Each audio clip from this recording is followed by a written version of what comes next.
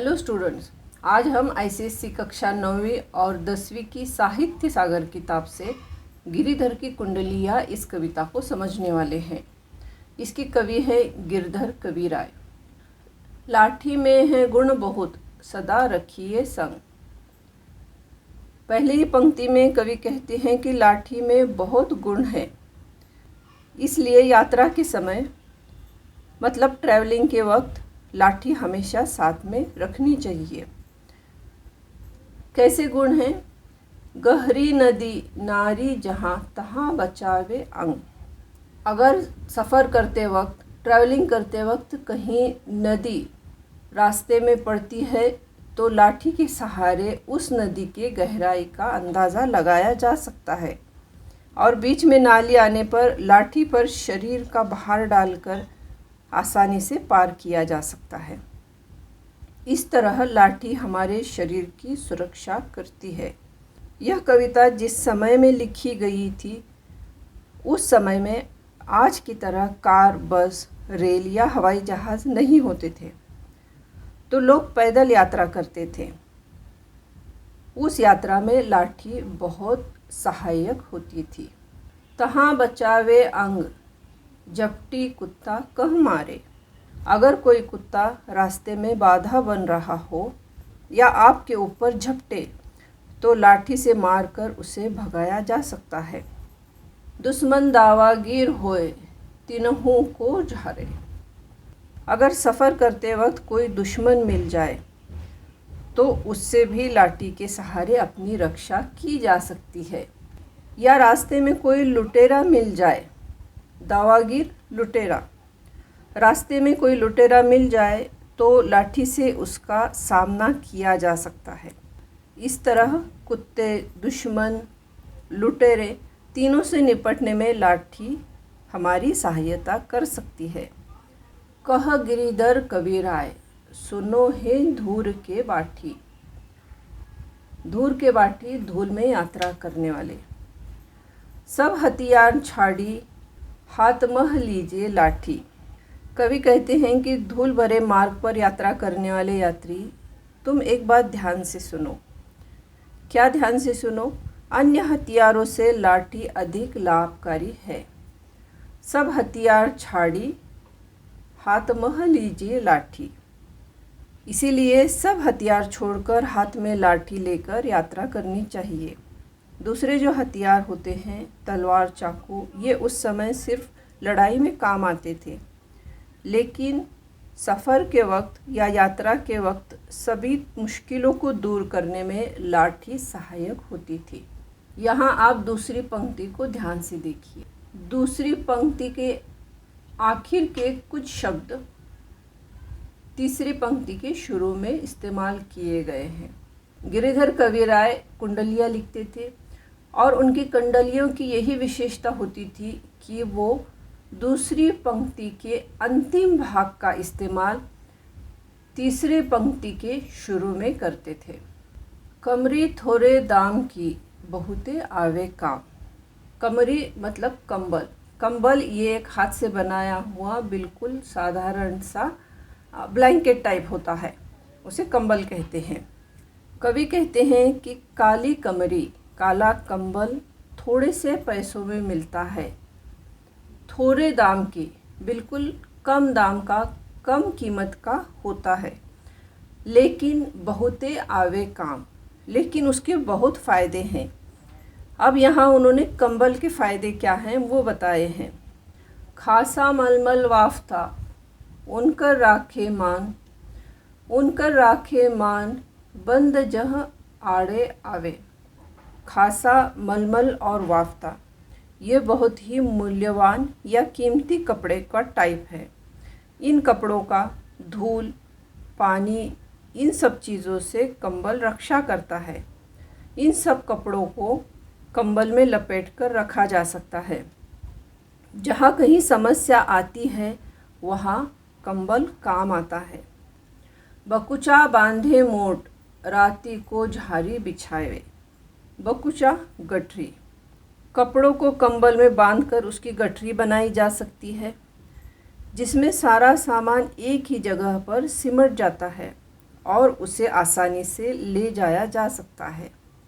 राती को झाड़ी बिछाइवे, वैसे ही रात पड़ने पर उसे झाड़कर आसानी से बिछाया जा सकता है। इस कविता को समझते वक्त हमें ये याद रखना है कि जिस ज़माने में यह कविता लिखी गई थी उस ज़माने में पैदल यात्रा करते थे और एक पोटली में कपड़े बांधकर लोग सफ़र करते थे। रात में कहीं भी कंबल बिछाकर उस पर आराम से सोया जा सकता है। कह गिरिधर कबीराय, मिलत है थोड़ी दमरी, सब दिन राखे साथ, बड़ी मर्यादा कमरी। गिरिधर कबीराय कहते हैं कि कमरी या कंबल बहुत सस्ती मिलती है और उसे हमेशा अपने साथ रखना चाहिए, क्योंकि इसके बहुत लाभ हैं, बहुत फ़ायदे हैं। गुण के गाहक सहस नर, बिन गुण लय है न कोई। कवि कहते हैं कि गुणी व्यक्ति का सम्मान हर जगह होता है, इसलिए हमें अंदर के गुणों को बढ़ाना चाहिए। गुणों को चाहने वाले हज़ार लोग हैं, पर बिना गुणों वाले व्यक्ति को कोई नहीं पूछता। बिन गुण लय है न कोई, बिना गुण के, जिसमें कोई अच्छी क्वालिटीज़ नहीं है, ऐसे आदमी को या ऐसे व्यक्ति को कोई नहीं पूछता है। सब गुणी व्यक्ति का सम्मान करते हैं। अपनी बात सिद्ध करने के लिए कवि ने एक उदाहरण दिया है। जैसे कागा कोकिला, शब्द सुने सब कोय। कागा कौवा, कोकिला कोयल। कवि यहाँ कौवे और कोयल की उदाहरण से अपनी बात को समझाते हैं। वो कहते हैं कि कौवे और कोयल की आवाज़ सब सुनते हैं, पर सभी कौवे की काँव काँव पसंद नहीं करते, और कोयल की मीठी मधुर कूक सभी के मन को भाती है। शब्द सुने सब कोय, कोकिला सबे सुहावन। कोयल और कौवे की आवाज़ सब सुनते हैं, पर जो कोयल होती है उसकी मीठी आवाज़ सभी को अच्छी लगती है, सभी को पसंद आती है। को एक रंग, को एक रंग, दोनों एक ही रंग के हैं, दोनों का रंग काला है। काग सब भये अपावन, दोनों का एक ही रंग होता है, परंतु कवि के अनुसार कौवा हर तरह से अपवित्र है, अपावन अपवित्र है। कह गिरिधर कबीराय, सुनो हो ठाकुर मन के, बिन गुण लय है न कोय, सहस नर गाहक गुण के। कवि कहते हैं कि तुम अपने आप को श्रेष्ठ समझने वाले, अपने आप को सुपीरियर समझने वालों, सुनो। हम अपने आप पर कितना भी अभिमान कर ले, पर समाज में केवल गुणों का ही सम्मान होता है। बिन गुण लय है न कोई, गुणों के बिना कोई भी हमारा सम्मान नहीं करता और हमें नहीं चाहता। गुणी व्यक्ति को चाहने वाले हजारों व्यक्ति होते हैं। साई संसार में मतलब का व्यवहार। कवि कहते हैं कि इस संसार में, इस दुनिया में लोग एक दूसरे के साथ संबंध या कांटेक्ट तब तक ही रखते हैं जब तक उनका मतलब होता है। यहाँ हर व्यक्ति स्वार्थी है। जब लग पैसा गांठ में, तब तक ताको यार, तब तक ताको यार, यार संग ही संग डोले। जिसके पास पैसा है उसके बहुत मित्र होंगे और वो उसके पैसे पर ऐश करेंगे।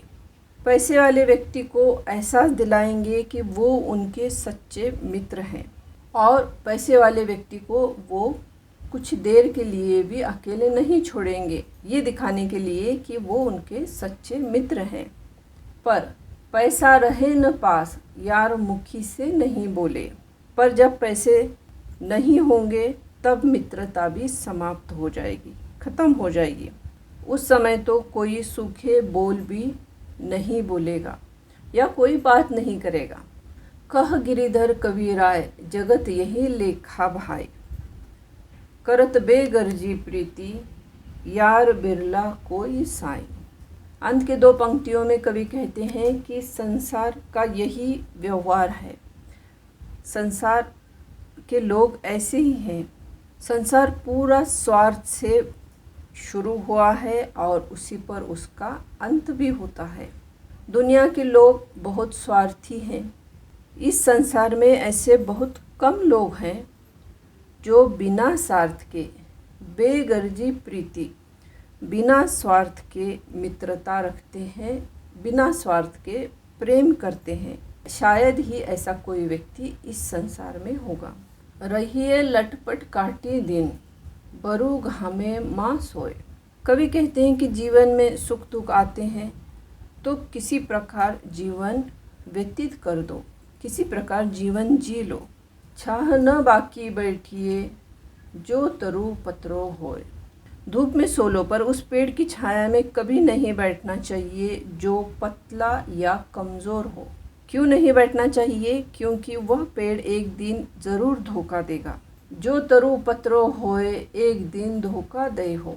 कमज़ोर या पतले पेड़ के छाया में क्यों नहीं बैठना चाहिए? क्योंकि ऐसा पेड़ एक दिन ज़रूर धोखा देगा। किस तरह धोखा देगा? जा दिन बहे बयारी, टूटी तब जड़ से जई है। जिस दिन तेज़ हवा चलेगी, आंधी आएगी, उस दिन वह पेड़ नहीं बचेगा, वह टूट जाएगा। इस तरह वो धोखा देगा। इसलिए पतले पेड़ के नीचे नहीं बैठना चाहिए। कह गिरिधर कबीराय, छाह मोटी की गहिए। पाती सब झरी जाए, तऊ छाया में रहिए। कवि कहते हैं कि मोटे पेड़ का सहारा लेना चाहिए, जो आंधी आने पर, तूफान आने पर खुद को सुरक्षित रख सकेगा। भले ही ऐसे पत्ते झड़ जाए, पर उसका मजबूत तना और डालियाँ सुरक्षित रहेगी। इसलिए मजबूत पेड़ की छाया में रहना चाहिए। इन पंक्तियों में कवि ने अन्योक्ति अलंकार का इस्तेमाल किया है। अलंकार मतलब फिगर्स ऑफ स्पीच। यहाँ पेड़ का उदाहरण दिया है और इस उदाहरण के सहारे वो समझाना चाहते हैं कि हमेशा सबल व्यक्ति या जो ताकतवर स्ट्रांग व्यक्ति है उसका सहारा लेना चाहिए।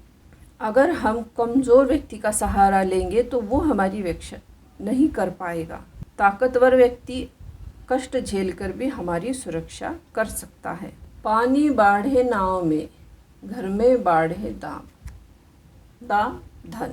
इन पंक्तियों में कवि ने परोपकार का, दूसरों की हेल्प करने का महत्व समझाया है। कवि कहते हैं कि यदि हमारे पास धन बढ़ जाए तो उसे हमें परोपकार में लगाना चाहिए। परोपकार दूसरों को देना चाहिए, किसी की मदद करनी चाहिए। कवि ने यहाँ दृष्टांत अलंकार का उपयोग किया है। जिस तरह नाव में पानी भर जाए तो दोनों हाथों से पानी बाहर निकालना चाहिए, वरना नाव डूब जाएगी।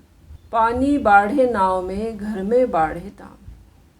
जिस तरह नाव में पानी भर जाए तो उस पानी को दोनों हाथ से निकालना चाहिए, वरना नाव डूब जाएगी। उसी प्रकार यदि घर में बहुत धन आ जाए तो दान पुण्य जी खोलकर करना चाहिए। दो हाथ उलीचिए, यही सयानो काम। यही सयानो काम, राम को सुमिरन कीजो। सयाने आदमी का या बुद्धिमान व्यक्ति का क्या काम है? भगवान का भजन करना चाहिए और दूसरों की भलाई के लिए कार्य करते रहना चाहिए। पर स्वार्थ के काज, शीश आगे धर दीजिए। दूसरों की मदद करने के लिए अगर अपना जीवन भी दान देना पड़े तो कम है। कह गिरिधर कबीराय, बड़ेन की याही बानी। चलिए चाल सुचाल, राखिए अपना पानी। गिरिधर कबीराय कहते हैं कि हमारे बड़ों ने हमें यही सीख दी है। क्या सीख दी है? कि हमें हमेशा सही रास्ते पर, सही मार्ग पर चलते हुए अपना सम्मान बचाए रखना चाहिए। रखिए अपना पानी मतलब अपना सम्मान, अपना मान, अपना रिस्पेक्ट बचाना चाहिए। राजा के दरबार में जैसे समया पाए। कवि कहते हैं कि अवसर पाकर राजा के दरबार में अपनी बात कहने के लिए ज़रूर जाना चाहिए। जैसे समय पाए, अवसर पाते ही राजा के दरबार में ज़रूर जाना चाहिए। पर एक बात का ध्यान रखना चाहिए। साईं तहाँ न बैठिए, जह को दे उठाए। राजा के दरबार में जाने के बाद एक बात का ध्यान रखना चाहिए। किस बात का ध्यान रखना चाहिए? हमें अपने स्तर के अनुसार या अपने स्टेटस के हिसाब से ही बैठना चाहिए। दरबार में कभी भी ऐसी जगह नहीं बैठना चाहिए जहाँ से कोई उठा दे। जह को दे उठाए, जहाँ से कोई उठाए ऐसी जगह नहीं बैठना चाहिए। जह को दे उठाए, बोल अनबोले रहिए। अगर अनजाने में ऐसी जगह पर बैठ भी जाओ जहाँ से कोई उठा दे तो गलती को चुपचाप स्वीकार कर लेना चाहिए। हंसिए नहीं हहाए, बात पूछे ते कहिए। राजा के दरबार के कुछ नियम होते हैं और उनका पालन करना चाहिए। जहाँ ज़रूरत नहीं होती है वहाँ बोलना नहीं चाहिए। हंसिए नहीं हहाए, ज़ोर ज़ोर से हंसना नहीं चाहिए। बात पूछे ते कहिए, जब कोई बात पूछी जाए तो उसका उत्तर देना चाहिए। यही शालीनता है, यही नम्रता है। नम्रता, पोलाइटनेस। कह गिरिधर कबीराय, समय सो कीजो काजा। अति आतुर नहीं होए, बहुरी अनखेहे राजा। कवि कहते हैं कि बहुत ज़्यादा उतावला नहीं होना चाहिए, आतुर नहीं हो, उतावला नहीं होना चाहिए। काम समय आने पर ही होगा। समय सो कीजो काजा, आपका काम समय आने पर ही होगा। समय आने पर अवश्य ही राजा आपकी ओर ध्यान देंगे और आपकी समस्या सुनेंगे। इस प्रकार इन पंक्तियों में कवि साधारण लोगों को राज दरबार के नियमों से अवगत करा रहे हैं।